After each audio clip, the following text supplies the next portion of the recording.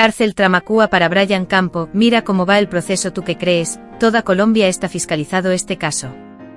Durante una audiencia en el Congreso, la fiscal general Luz Adriana Camargo y el presidente de la Corte Suprema de Justicia, Gerson Chaverra, abordaron la problemática del sistema judicial en el país, destacando la liberación de Brian Campo, el confeso asesino de Sofía Delgado, como un ejemplo de las fallas actuales.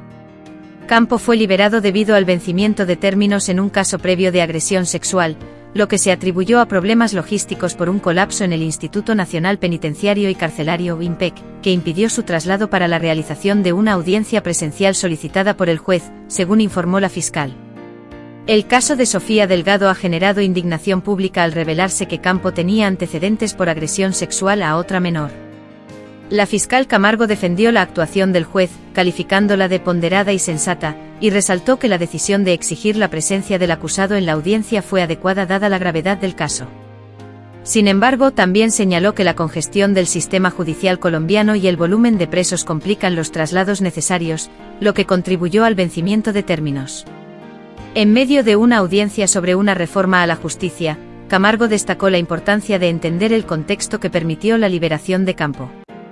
La fiscal aprovechó para criticar la congestión del sistema judicial y abogó por una reforma que, entre otras cosas, contempla la posibilidad de rebajas de penas en delitos contra menores. Según Camargo, solo el 5% de los casos de agresión contra menores llegan a juicio, lo que satura a los jueces y dificulta la resolución rápida de los casos.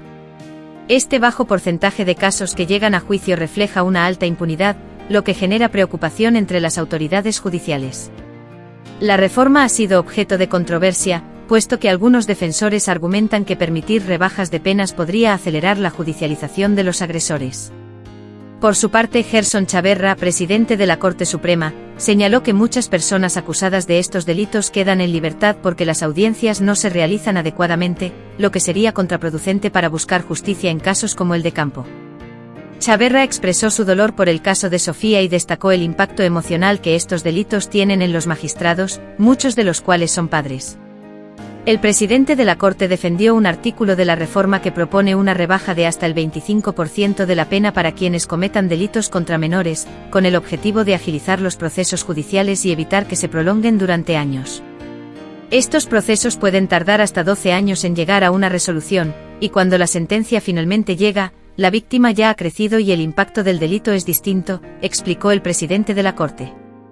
En cuanto al caso de Sofía Delgado, la fiscal Camargo elogió el trabajo de la Policía Judicial, que permitió la captura del responsable tras la desaparición de la niña, un caso en el que Campo aceptó cargos por el feminicidio de la menor de 12 años. La fiscal también hizo un llamado a la tolerancia y a evitar prejuzgar al juez involucrado en el proceso anterior de Campo, enfatizando que no se trató de corrupción sino de un intento de hacer las cosas correctamente. Yo quiero llamar la atención porque seguramente hoy se estará diciendo que ese juez fue un corrupto y no es cierto. Ese juez quiso hacer las cosas bien, indicó Camargo. La audiencia en el Congreso puso de manifiesto la necesidad de una reforma judicial que aborde la congestión del sistema y mejore la eficiencia en el procesamiento de casos, especialmente aquellos que involucran a menores de edad.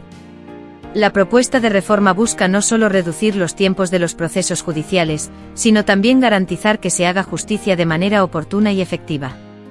Destino que tendrá Brian Campo, es igual que otros temidos criminales están recluidos en esta cárcel Tramacúa.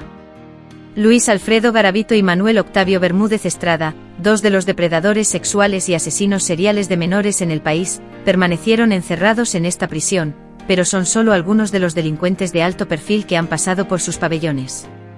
Tras conocerse los detalles luego de la captura de Brian Snyder Campo Pillimue, el confeso asesino de la pequeña Sofía Delgado en el Valle del Cauca, todo indica que este sujeto será recluido en la cárcel y penitenciaría con alta y media seguridad de Valledupar, PAMS, más conocida como la Tramacúa. Esta prisión de máxima seguridad, inaugurada en abril de 2000 por el entonces presidente Andrés Pastrana, debe su nombre coloquial a la cultura vallenata, que utiliza ese término para referirse a algo de gran tamaño. La Tramacúa es el posible destino de Campo Pillimue, y se considera la principal opción debido a que varios detenidos por delitos sexuales contra mujeres y niños en los casos más recientes del país están recluidos allí. Se estima que el costo de construcción del penal, en el momento de su apertura, fue de 25.000 millones de pesos. Para la construcción de este centro penitenciario, se contó con la asistencia del Buró Federal de Prisiones, BOP, de los Estados Unidos. A lo largo de los años, por sus pabellones han pasado varios de los criminales más temidos del país, muchos de ellos condenados por delitos sexuales. Uno de ellos fue Luis Alfredo Garavito, quien confesó haber asesinado a 130 menores, aunque se estima que sus víctimas pudieron haber sido alrededor de 200, todas violadas por este asesino serial.